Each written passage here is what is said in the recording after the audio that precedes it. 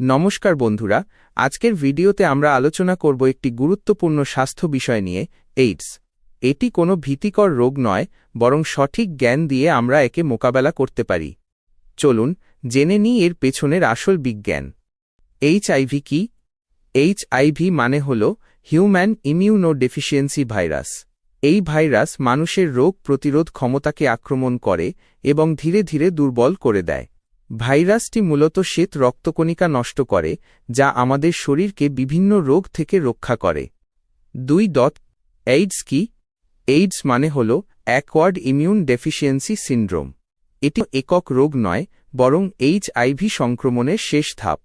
যখন HIV virus শরীরের রোগ প্রতিরোধ ক্ষমতাকে এতটাই নষ্ট করে দেয় যে একজন ব্যক্তি খুব সহজে বিভিন্ন সুযোগ সন্ধানী সংক্রমণ এবং ক্যান্সারে আক্রান্ত হন, তখন সেই অবস্থাকে এইডস বলা হয়। 3. এইচআইভি কিভাবে ছড়ায়? এইচআইভি শুধুমাত্র কিছু নির্দিষ্ট শারীরিক তরলের মাধ্যমে ছড়ায়।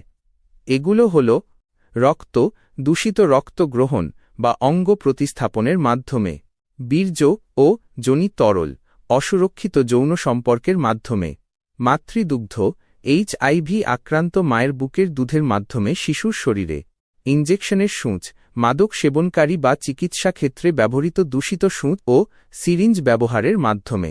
গুরুত্বপূর্ণ, এইচআইভি সাধারণত সাধারণ স্পর্শ, রুকাম্পন, কফ, হাঁচি, থুথু, একই টয়লেট বা সুইমিং পুল ব্যবহার বা মশা ও পোকামাকড়ের কামড়ের মাধ্যমে ছড়ায় না। 4. এইচআইভি সংক্রমণের প্রাথমিক পর্যায়ে কিছু লক্ষণ দেখা যায় যা সাধারণ ফ্লুয়ের মতো হতে পারে, যেমন জ্বর, মাথা ব্যথা, গলা ব্যথা এবং ক্লান্তি। এই লক্ষণগুলো কিছুদিনের মধ্যে চলে যায়। দীর্ঘদিন কোনো লক্ষণ নাও থাকতে পারে।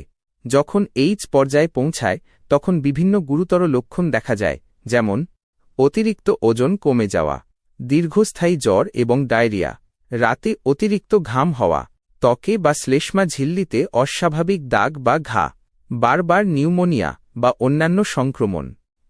5. চিকিৎসা ও প্রতিরোধ।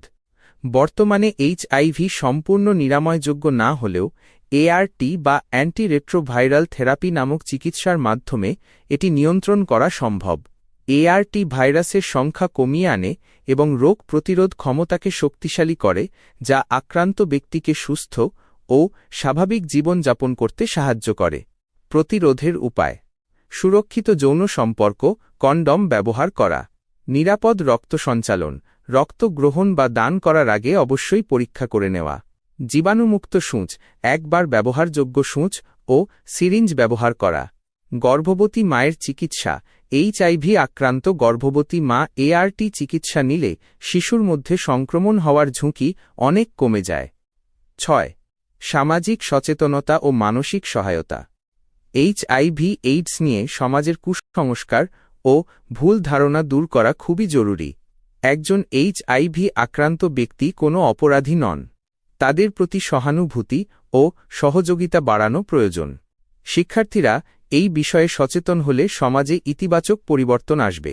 আক্রান্ত ব্যক্তির মানসিক স্বাস্থ্য ও সামাজিক সম্মান নিশ্চিত করা আমাদের সকলের দায়িত্ব। শিক্ষার্থীদের জন্য শিক্ষকের বার্তা: মনে রাখবে, জ্ঞানই হল অজ্ঞতার বিরুদ্ধে সবচেয়ে বড় হাতিয়ার। এইচআইভি সম্পর্কে সঠিক তথ্য জানা থাকলে আমরা নিজেরা সুরক্ষিত থাকতে পারব এবং আক্রান্তদের প্রতি সহানুভূতির হাত বাড়াতে পারব। ভয় নয়, প্রয়োজন সচেতনতা।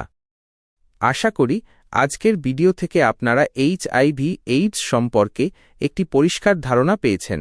যদি কোনো প্রশ্ন থাকে তাহলে নিচে কমেন্ট বক্সে জানাতে পারেন। আরএক্স মেডিকোর সাথে যুক্ত থাকুন, কারণ স্বাস্থ্যই সম্পদ।